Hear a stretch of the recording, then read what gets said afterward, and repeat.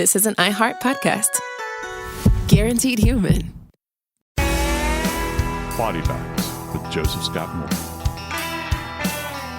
When people meet me many times that have heard me on a podcast or seen me on television, one of the first questions they ask, or one of the first comments they make, is I cannot begin to understand how you did for a living what you did for so long. And it always comes back around to the fact that I essentially lived with the dead.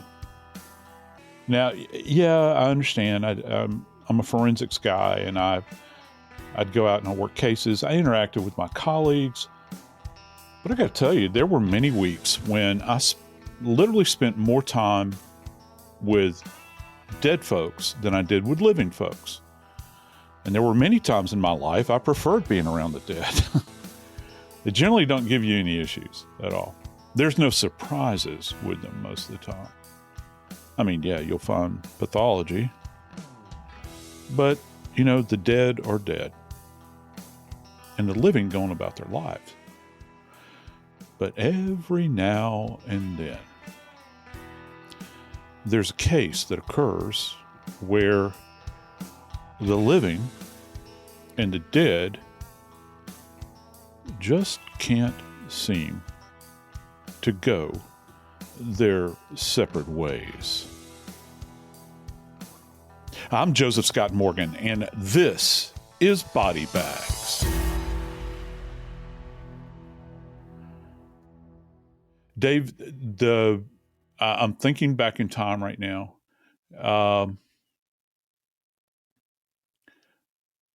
And I wrote about in my memoir, I wrote a story about a case that I'd worked many, many years ago that I spent a protracted period of time with literally a refrigerator truckload full of dead bodies from a capsized vessel. And we were real busy that summer when that happened. And so just because you have a major loss of life incident in a medical examiner or coroner's office does not mean that the everyday other cases stop coming in. It's kind of like, and I wouldn't presume to necessarily compare myself literally to my colleagues that worked 9/11 at the OCME in New York, but you have to understand, yeah, the Twin Towers collapsed, the other buildings collapsed, you had thousands of dead, but Dave, homicides didn't stop.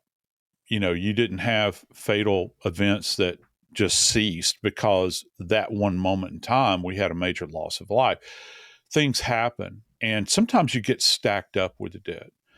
And in a way, you become numb to it, I think. The dead, and I mean no disrespect by this, but the dead they're part and parcel of your daily existence. When I would walk into a room, into the autopsy room, for instance, and I would have somebody literally with their head blown apart, then next to them on another table would be a horribly decomposed body. And then you might have a grandma that just passed away in her sleep, and they're all lined up on the table. I didn't pay any more attention to that in A Man in the Moon. I mean, you get numb to it when you're going through it. It doesn't mean that you're not paying attention to detail, but there's this thing that comes about where, as part of your occupation and part of what you do, you're able to create this kind of weird membrane that kind of buffets any kind of trauma you might have.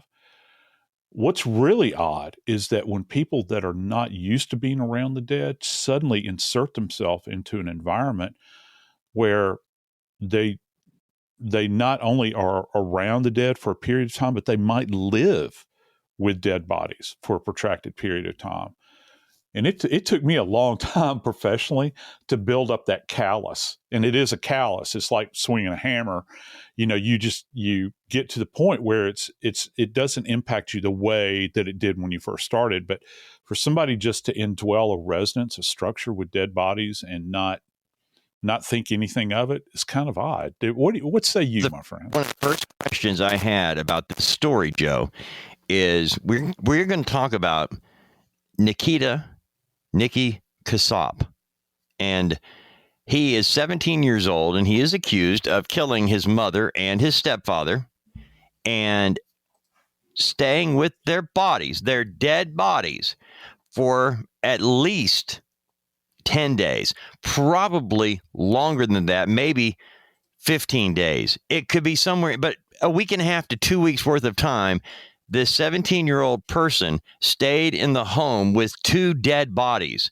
And we're not talking about people that he just saw in a battlefield. We're talking about his mother and stepfather. Yep. We're talking about people he has a long relationship with that he allegedly took their lives for whatever reason. We still don't have a true motive here, but he actually was cohabitating. He was sleeping, eating in this house with both of these bodies. That's why we're doing body bags on this episode, on this particular story, because we don't know what was going on in this person's life that brought him to it wasn't just enough to kill and leave, which we see that a lot. We see people kill and get rid of a body. That's where we catch them, getting rid of the body. Not here. You've got a kid who never missed school, Joe. And one of the ways he got caught, well, he didn't show up for 2 weeks. The school was concerned. School resource officer reaches out. That's where this kind of came from and of course, his stepfather's mother. She hadn't talked to her son, and she was concerned as well. So you had two different calls for a well-being check. Which there's that term again. I know, isn't it? It's so weird because they don't used to be called a welfare check, but because of people getting a welfare check, they don't call it welfare check. Now it's well-being check. But they actually did change the verbiage for that purpose. Yeah, and I found that so odd. I know. Very odd. It's like, you know what? When President Ronald Reagan was shot by Hinckley back in 1981. Yeah, March of 81. Okay. The Gilligan's Island franchise had become a movie of the week kind of thing, where they were doing a Return from Gilligan's Island, Escape from Gilligan's Island, like Battle of the Apes. But from the very first episode, when they announced the names of all of these passengers on the SS Minnow, they gave you the name of the professor. His name was Professor Roy Hinckley. When John Hinckley tried to kill Ronald Reagan for the next, I don't know, Harlem Globetrotters on Gilligan's Island or whatever it was, they changed the name of the professor to Hinkle. For that reason. For that very reason. Yeah. And I think about that when these things come up. So instead of saying it's a well-being, we're checking on their well-being. Right. It's no longer a welfare check. Yeah. Yeah. So the verbiage changes, day in and day out. And everybody likes to engineer language. But, the one thing you can't engineer is outcomes, I think, relative to the consequences of living with a dead body. And I was thinking, you and I both, and please, don't misconstrue what I'm saying here. I am not comparing our sons to this individual. What I'm doing is comparing teenage boys. You and I both have had the adventure of living in a household raising teenage boys, and teenage boys do really stupid things. Not the most thoughtful people in the world. Yeah, they're not. And I were one at one point in time, and I do remember doing really stupid things. And I got to thinking about this kid who is actually living in this environment with these two individuals, one of whom is his own mother, the other his stepfather. And I'm thinking, did he have like a brain freeze, at that moment in time where it's like, I have done this and now I don't know where to go. And I really wonder many times that doesn't necessarily just apply to teenage boys. I think it applies to a lot of perpetrators out there, because we see it, Dave. I mean, every week we cover cases and we see these individuals that make really stupid, mistakes along the way, if you want to call it a mistake. It's not like they're filing their taxes and they've, misentered something. It's actually they didn't think the process through, I think. And it's really easy, I think that when you react, and all of us have reacted in anger to things many times. I know I have. I'm chief among sinners. And then you go back, you have a quiet moment or two, and you sit back and you shake your head and you say, I'm such an idiot. Why did I say that? Why did I do that? I know that there are going to be consequences for this, and I'm just going to have to sit down and take it, And I wonder many times about these individuals that perpetrate crimes, and they just kind of freeze, and they can't move beyond that to make some better decision about how they're going to handle something. Yeah. Joe, the headline on this story, Yeah. I was looking at several, because a 17-year-old killing his mother and stepfather that's a big deal. That's a big story. But the headlines on this one, it's Wisconsin teen killed mother and stepfather and lived with ... Teen lived with bodies of mom and stepfather after killing them ... Teen killed mom and stepdad, then lived with bodies for ... It's all about, and this one, I love this one. Teen charged with killing parents lived with rotting corpses ... That's what we're actually doing today, is getting to the most explosive ending. It's not bad enough that the guy killed his parents at 17 years old. But now the real headline, the real shock, is he didn't get rid of the bodies. He didn't chop them up and try to get rid of them like so many we've had recently. He's got 2 dead bodies in different parts of the house, Joe. And basically he threw blankets over the top of them. So I'm wondering and I know we'll get to this. Right. But how long does it take before the bodies start to decompose and give off this odor of death? And that's what this 17-year-old is living with. I can't imagine that it's going to be a pleasant thing to live in. By the end of day 2, he would have had an odor in the air. I can almost guarantee that. So you're talking about, if that's the case, if that's our benchmark for starting from, I'm not talking about the appearance of postmortem changes and decompositional changes. I'm talking about that smell. It's like a phantom that comes out of the dark and kind of slaps you in the face the first time you smell it. We would be talking about the lion's share of the time that he was living in this home. He would have smelt this, and he made no effort to take them out into the yard or dispose of them in the basement or even remove them to the attic. Do you remember the case that we had, which, by the way, that reminds me, do follow up on this, the case from was it in Grosse Pointe? It was in Detroit, of the wealthy surgeon that was found wrapped up in his attic. Do you remember that case? And he had been killed, and they have arrested somebody with that. But, even in that case, the perpetrator, to the best of my knowledge, didn't hang around, but they still wrapped the body up, took the body into a sequestered area in the attic and put him up there. Well, that guy would have been smelling, pretty quickly. These bodies, and particularly the mother, and we can dive into this a little bit more, but the mother had multiple layers placed upon her. And we've talked about this before.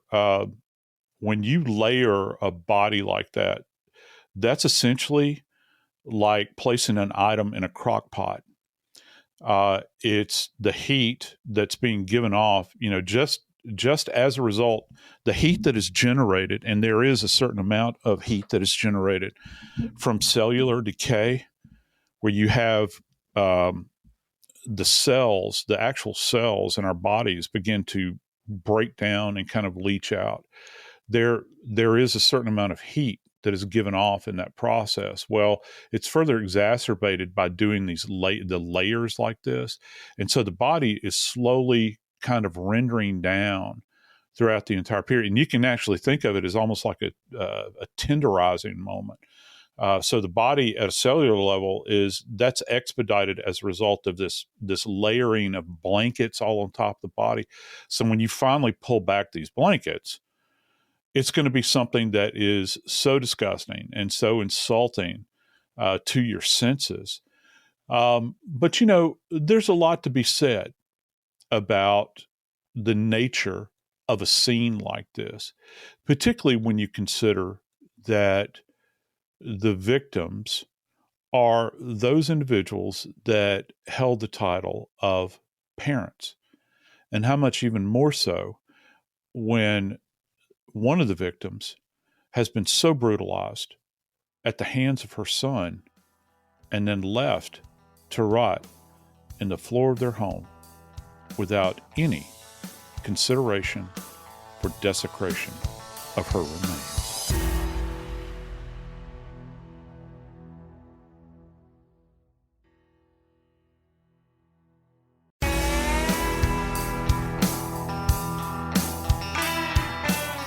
So, Brother Dave, you mentioned that, our favorite term, welfare check, or what's the new term now?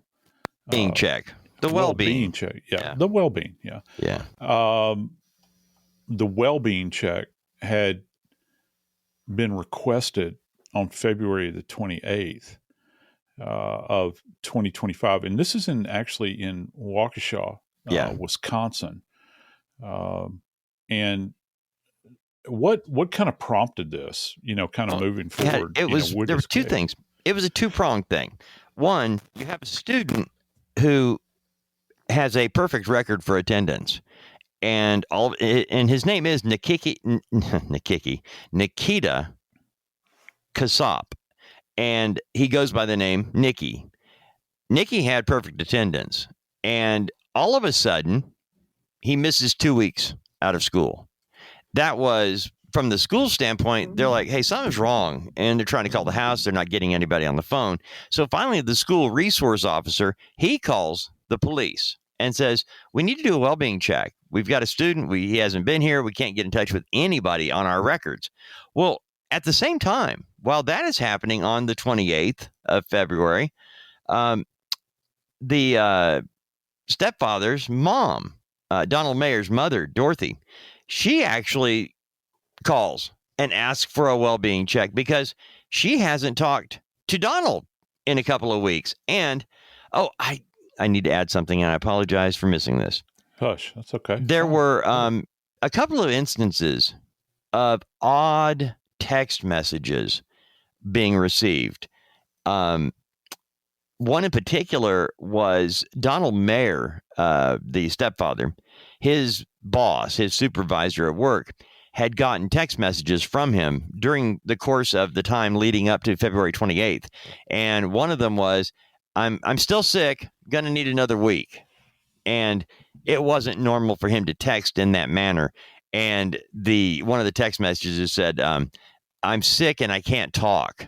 So otherwise I would call you, but I have to text. I can't talk. So as adults, we know, what are the odds of this happening? This is not something in our lifetime we have ever really heard of. It happens on sitcoms, and things like that, but not in real life.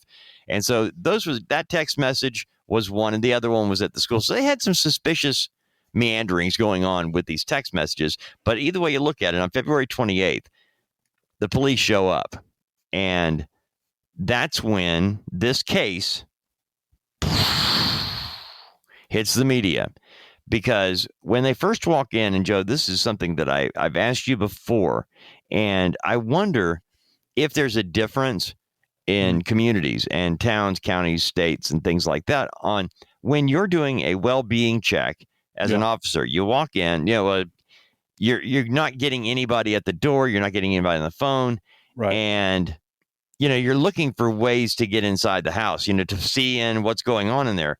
And when police do finally get inside, they find a body. Right. They don't find a body sitting out in front. What they do is in the garage, they find the mother's BMW is in the garage, but the stepfather's VW Atlas is not in the garage. There's no dog. They have a dog named Toby. Toby's not there either. But they do find Miss Casap. What is her name? I apologize for that. Tatiana. Yeah, Tatiana Casap. They find her body in a hallway adjacent to the kitchen, and it's covered in blankets, towels, things like that. And I'm wondering, Joe, when police see that, they have to determine that there's. Oh, by the way, when they got there, when they opened the door, they smelled death. That's what they smelled this. And so it's the 28th of February in Wisconsin, and they smelled death. Now, when they walk in, the police find this area in the hallway that it's got clothes and things piled up, blankets and what have you, but there's a body underneath. I'm going to guess you could pretty much tell based on things happening in that general vicinity of a body is there because it's deteriorated enough that they smelled it, right? Yeah, well, you'd have to confirm, and these are excellent questions, and this is actually the type of thing that we teach at Jack State with my students. And let me just kind of break it down to you this way. I need you to, because I'm serious. Well, Joe, I've been on scenes where there were bodies and things. Okay, but I'm not the official. I'm there after the fact as a journalist, usually, you know, or a family member, and so I was confused as to what would be the first step. I mean, even if you're the police officer, how far do they have to go?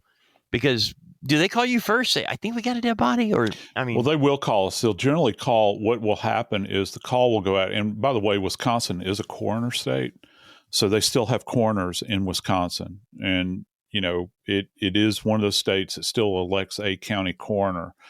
And I've met some of them over the years. They're fine people. They go through pretty extensive training. But, you know, it's like anything else in life. You don't know what you're going to get from county to county. But the coroner is somebody that you have to rely on in a set of circumstances like this. What the uniform division would do is that once they determined that they at least have this one body, first off, just because you smell something does not necessarily mean that it is human. Remember, you talked about Toby, the missing dog. Well, a dog's going to give off a foul odor too. It would appear that Tatiana, I've seen the images of her, she's not a very big person. Matter of fact, there's one great family image of her with their son and the stepdad, and they're standing there, and, you know, both these guys tower over her. You know, she's tiny. So you would have to confirm that you do, in fact, have a human body. You would do as little as you possibly could to disrupt those layers, because, Dave, for every strata of garment, blanket, I don't know, tablecloth, towel, each one of those has evidentiary value. The reason it does is that if you believe this is a homicide, which, remember, our working assumption that not some but all deaths until proven otherwise are in fact homicides, each thing that the perpetrator, and you have to assume that it's the perpetrator that covered the bodies, has put their hands on each one of these layers. So each layer has evidentiary value to it. Once the police had and I'm talking about the uniform division, once the uniform division, and hopefully there was a supervisor out there, that supervisor would look at anybody in a uniform in that house, stop what you're doing, turn around, exit out through this door, no other doors, don't touch anything else, pay attention to where you put your feet, be fully aware of your surroundings, get out of this house. We're shutting the door behind us. We're calling CID, Criminal Investigation Division, Crimes Against Persons. Because not all police departments have a homicide division. The guys that work in Crimes Against Persons will handle rape, assault, ag assault. They'll handle homicides. it all kind of gets lumped in together. You go to a bigger department and they'll have specific homicide investigators, but you're going to call CID and you'll say, get CID en route out here. You'll also say, we're going to have to get forensics en route, which means the crime scene unit is going to come out. And, oh, by the way, get the coroner en route as well. But before any of those people can enter the house, you're going to have to go to a magistrate. The detective will. They will go to the magistrate that's on duty or the judge, and they'll say, look, we got to get a search warrant. We've got a lady laying in a hallway covered by all manner of clothing and, blankets and everything else. And it looks like we've got a homicide, because you do not want to go into that house and start processing that scene and not have all of your bases covered, because anything that you find in that house that does not have, and I'm talking about absent a warrant, anything you find in that house, like that's in a hidden space, say if you just kind of arbitrarily walk over and open a closet. You can open a closet door if you think there might be a body in there. Maybe you see fluid leaking out from under the door. Maybe it's blood, what you think is blood. You can open the closet. But if you get in that closet and you start digging around and you find some kind of valuable piece of evidence, guess what? Without a warrant, there's a high probability that whatever you find in that closet, it could be a kilo of cocaine, can be excluded. So you have to be very, very careful. That's why, and a lot of people scratch their heads. Why do you need a warrant? I mean, this is probably a homicide. That's all the more reason that you want a warrant, because you're going to be backstopped by that legally. And that way you can do, and it's not going to hurt anything for you. If you secure the scene, then there's no harm that's going to come. And let me tell you one other thing. In this case, they were able to find mom and they were able to find stepdad, but they couldn't find the dog. They couldn't find the car, and they can't find the son. Well, there's two major parts to this investigation. You've got the bodies in the house, which appear to be homicide, the victims of homicide. And then you've got a son that's vanished, and who's 17, by the way. He's a kid, and the car is missing. You don't know that he hasn't been kidnapped. You don't know that, he's being held somewhere. You also don't know if maybe he's a suspect. I mean, for me, being the jaded old investigator I am, he's at the top of the list. I got to tell you that. But your other part of the investigation is find this kid and find him immediately. Because the further away he gets, there's a higher probability that evidence can be destroyed, or he might escape capture. He's somebody you do want to talk to, because he is domiciled at this location. You got 2 dead bodies and he's missing, and one of the family cars is missing. So you've got to do everything that you can to secure the scene so that CID can get out there and the coroner and everybody. And the other part to this is you got to track this kid down. And you don't need a warrant for that necessarily. You don't need a warrant to go to the school and maybe talk to the principal, the counselors, and that would be a separate set of investigators that are going to go out and do that. And you're going to be handling this. There'll be one lead investigator that'll be in charge of everything, and they'll be the point of contact for the DA as well. And they'll kind of overlord the whole investigation. All right. Finding him and understanding what's going on at the scene. And then once you get that kind of steadied, get the ship steadied, then you can begin to process the scene after you get that warrant. Because, Dave, this is going to be a highly complex situation that you're walking into, because you have no idea. You've got two decomposing human remains here. You have no idea what the cause of death is. And you've got to kind of narrow that down as quickly as you possibly can. First off, to see if you're actually dealing with a homicide or maybe something different.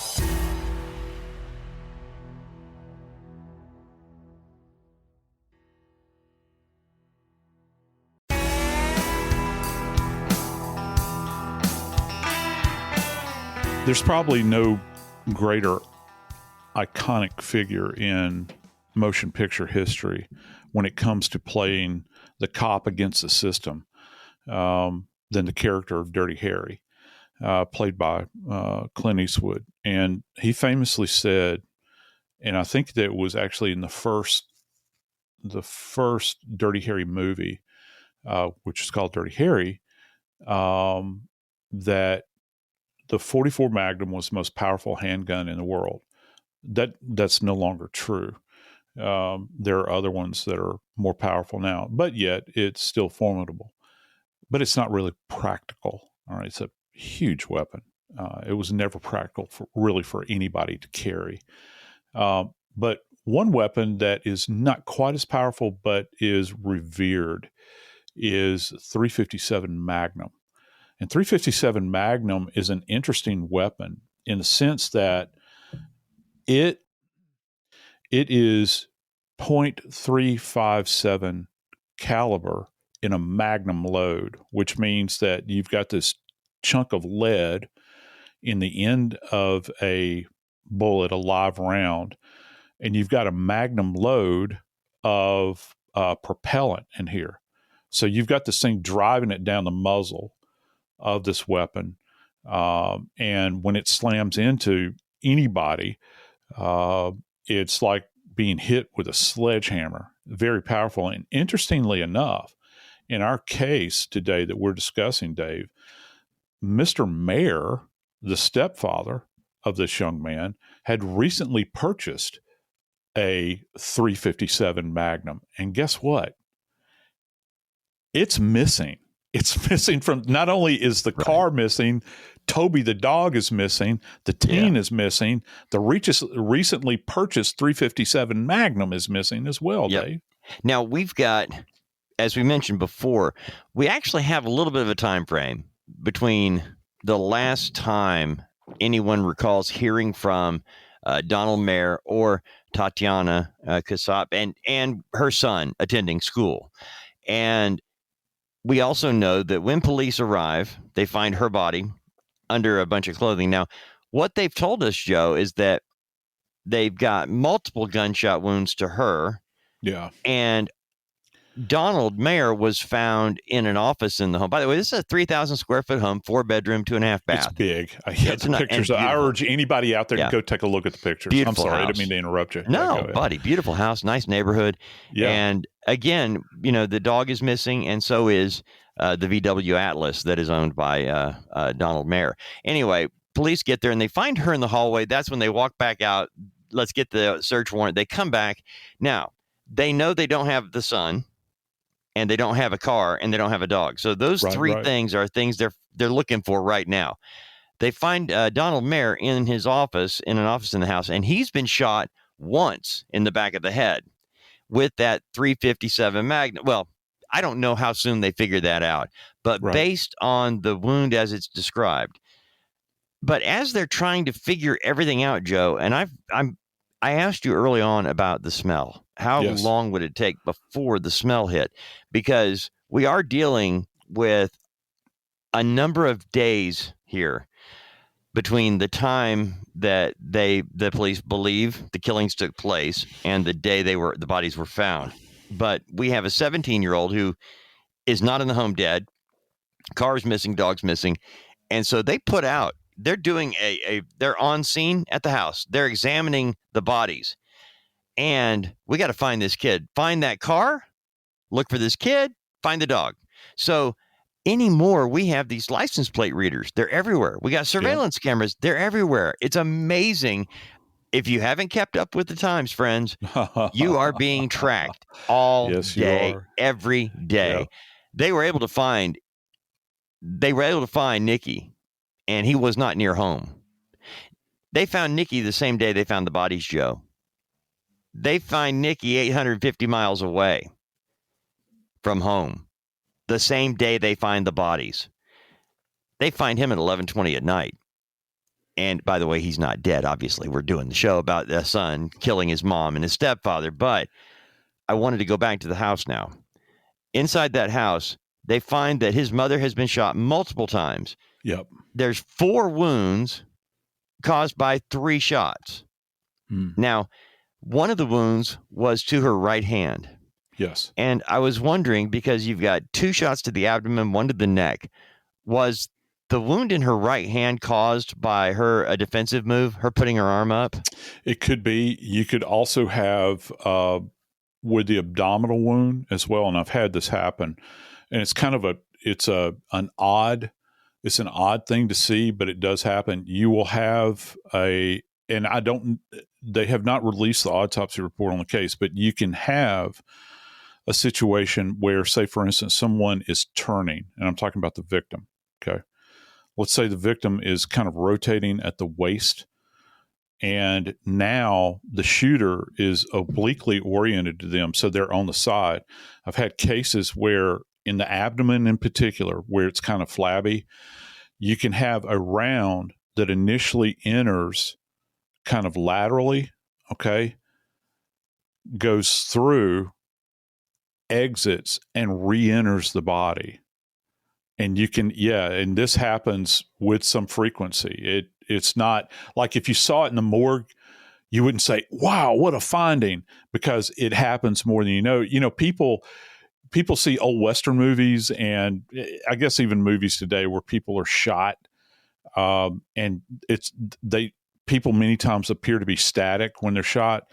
If you know that you have a weapon pointed at you and they're firing, or you sense that they're going to fire, people will flinch, they'll turn. Nobody's going to stand still most of the time to be shot.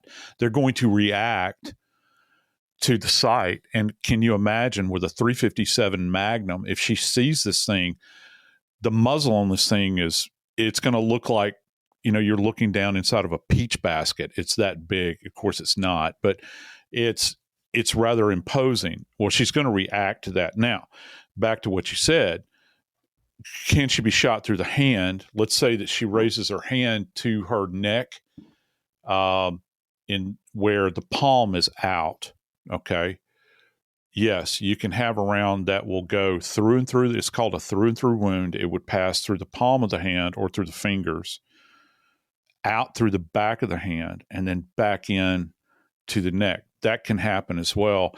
And those injuries are rather interesting because, let's just say, for instance, and we don't know this for fact, but let's just say, for instance, everybody at home kind of feel the palm of your hand right now, and you can feel the bony structures within your hand. Okay.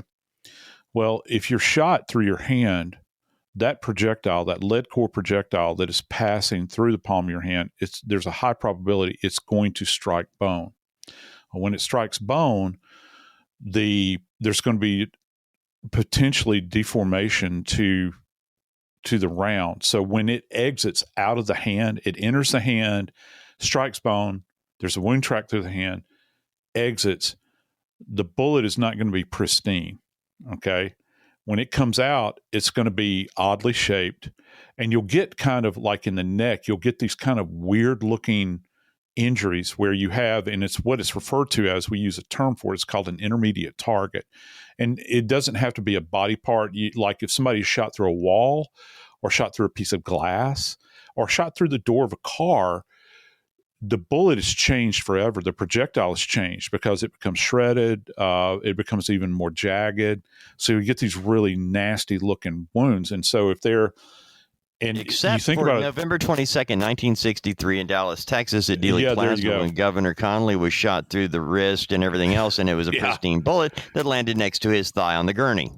Exactly. And again, the pristine bullet theory. And of course, it's utter nonsense. I had to throw it in there. Sorry. Yeah. Well, I'm glad that you did, particularly in the wake of everything that we're seeing now. We need to do another episode, I think. Anyway, I think you're right. All right. So, but so yeah, you have this, and right, and then she's got multiple gunshot wounds. But she's got multiple gunshot wounds, and this is really interesting. Mr. Mayer has got one. And I got to tell you, Dave, this goes back to the old adage theory, or the way we view these things. Why do you need to take a 357 Magnum and shoot this diminutive woman multiple times? Can you explain? And this is hypothetical. Can you explain that to me? Most people would look at this. I think behaviorists might look at it and say, well, this borders on overkill. It borders on overkill. And that's where, Joe, as I was looking at this, in my mind, because, you started off the show talking about being around bodies, and over a period of time, you can see different types of bodies in different stages of decomp, what have you. Yeah. When I do stories even now, I still have that hope when a child does something or when a parent does something that the victim doesn't know. That the victim, in the case of Mr. Mayer, I'm thinking, okay, he was shot in the back of the head with the 357 Magnum. I'm hoping it was by surprise, that he never knew it was coming. Boom, he's gone. Yeah. I'm guessing if that were to happen, now the mom knows something bad is happening and she's coming, and that's why she gets shot multiple times. And she's in a different area of the house too. In the hallway. Yeah. And then my thing is, I hate to think that the last thing this mother knew was that her son was doing this horrific thing, allegedly. But I want to go quickly to when the police arrived, and we have both the bodies were covered with different things, and you covered how that has to be unlayered. When the bodies are taken out of the home, are they taken up as a lump with the blankets, covers, or whatever is on them, or are those removed and the bodies are placed in a bag? How are they transported so they don't lose all the possible forensic evidence in there? I got to tell you, in a case like this where you've got loose blankets, if it were me, I would document. Let's just take mom's body. I would document her body so well, or the location where she is seen, or viewed here at site. I would go into painstaking detail about every aspect of this. And because I don't want to lose anything or transfer anything to the outer layers of the blankets that might be contained therein, because you're going to run that risk in a body bag. I'm not going to say it's like a tumble dryer, but you can have things that are mixed up in there as the body is bouncing down the road. I would take each layer off.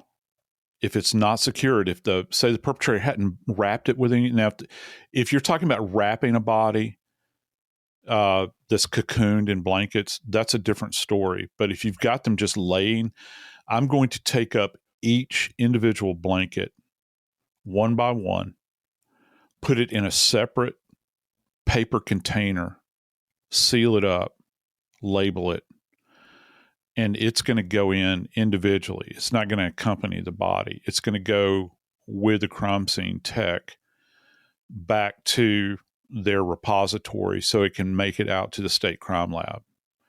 And I'm talking about layer. If I've got, and I don't know if this is the case, but let's just say, I'll pick an arbitrary number. Let's just say we've got 12 layers.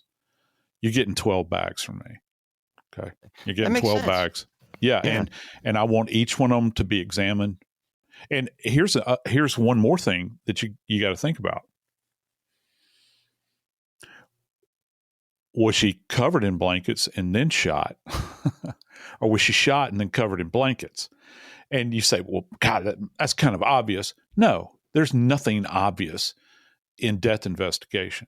Your assumption, you have to consider all possibilities, and it gets very complex. I mean, can you imagine how much more complex this would be if some weird, bizarre set of circumstances happened and he tackles mom, he puts blankets all on the top of her because he's seen a movie that thinks it's going to muffle the sound. He starts firing through multiple layers of blankets into her body.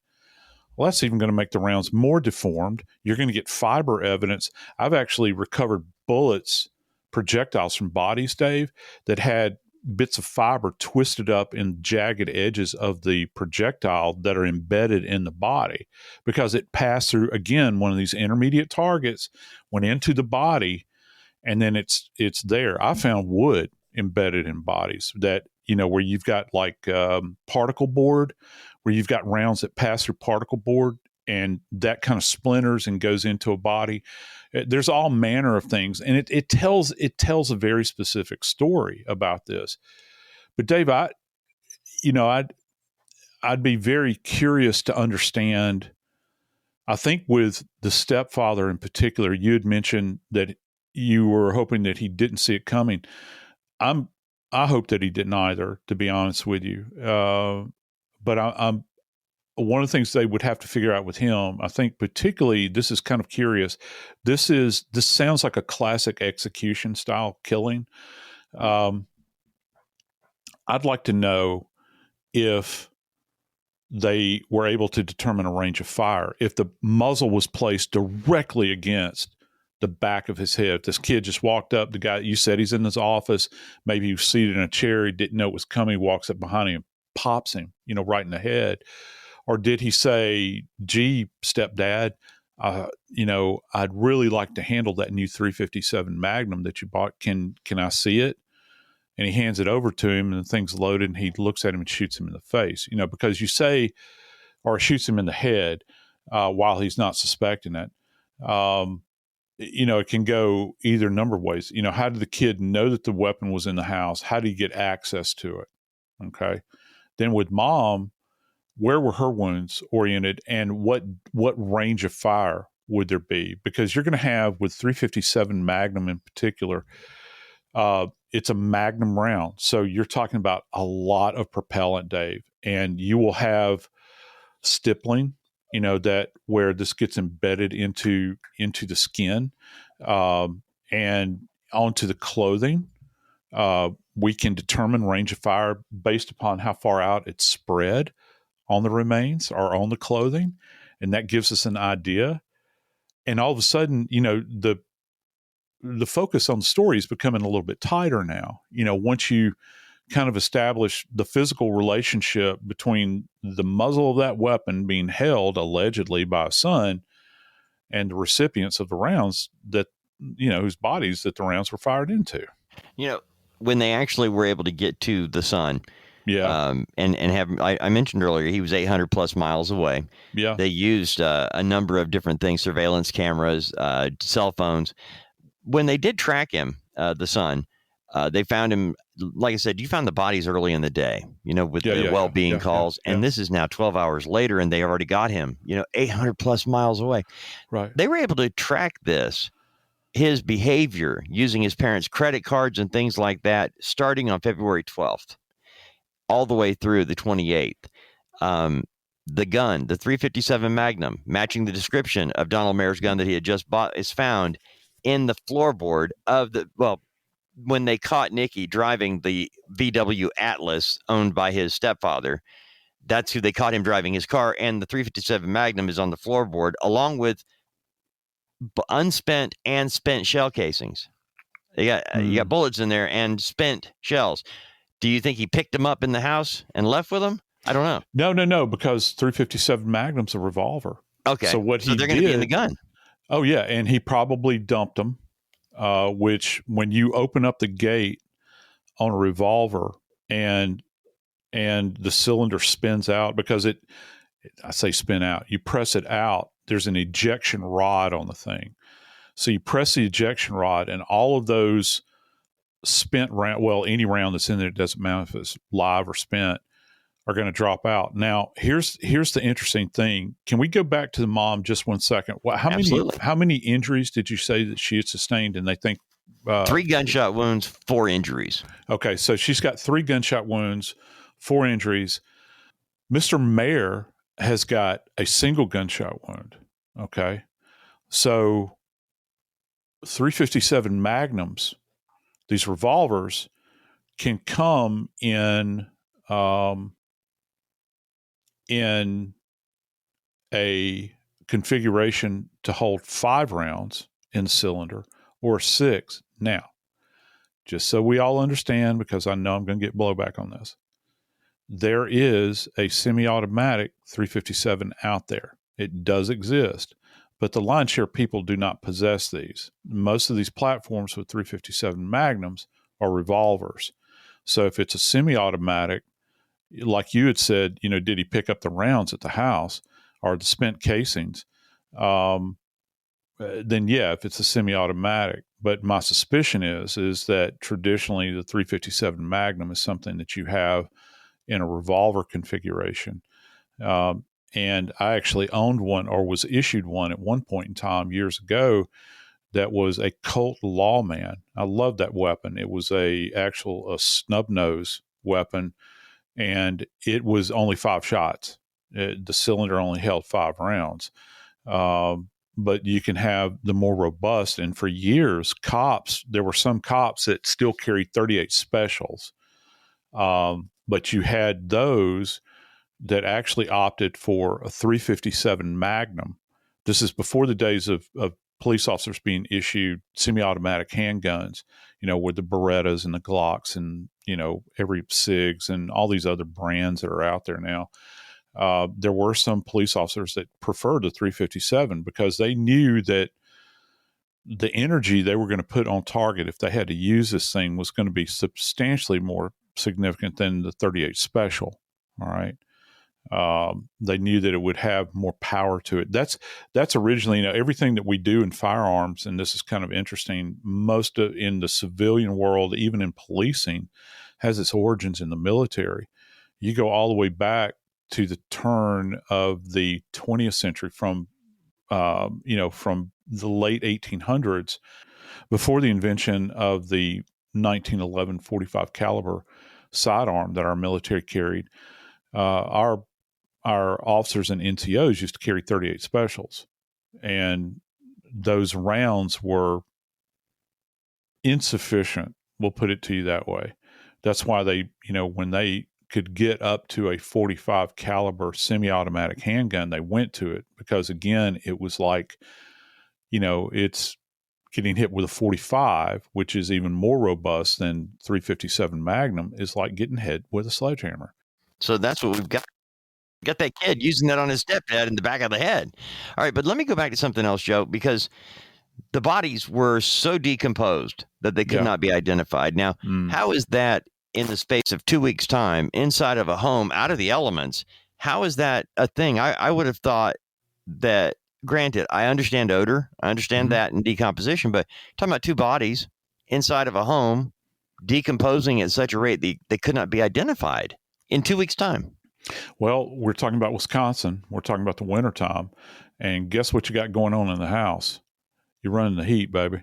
And so there's constant heat. And for everyone that has to fight this fight, that lives in areas where it turns off cold, our friends down in Florida might not have to deal with this too much, but where it's always having to fight, that heater is always competing with the external temperature.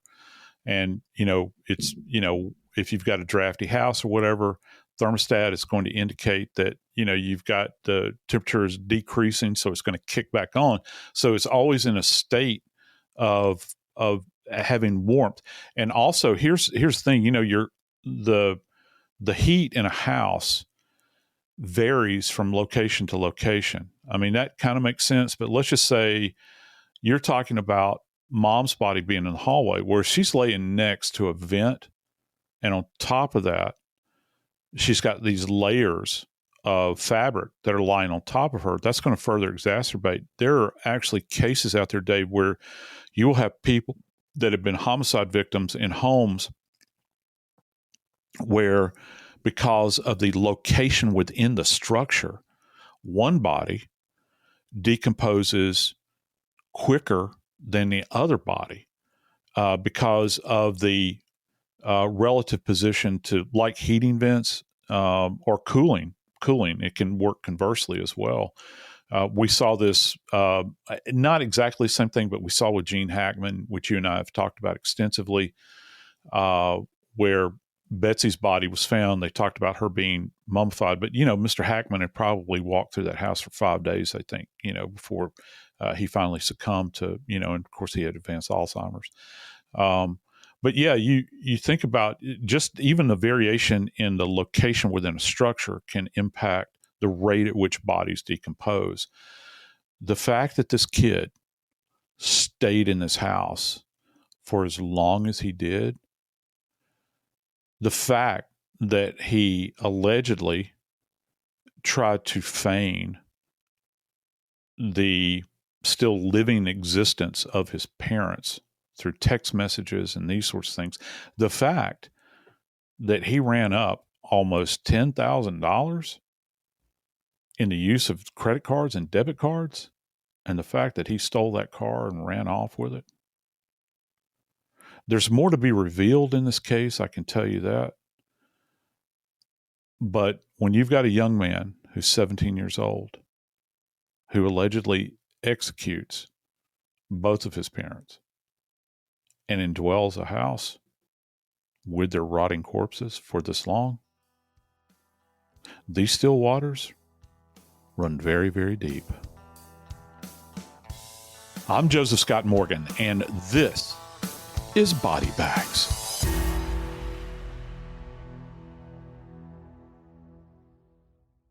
This is an iHeart podcast.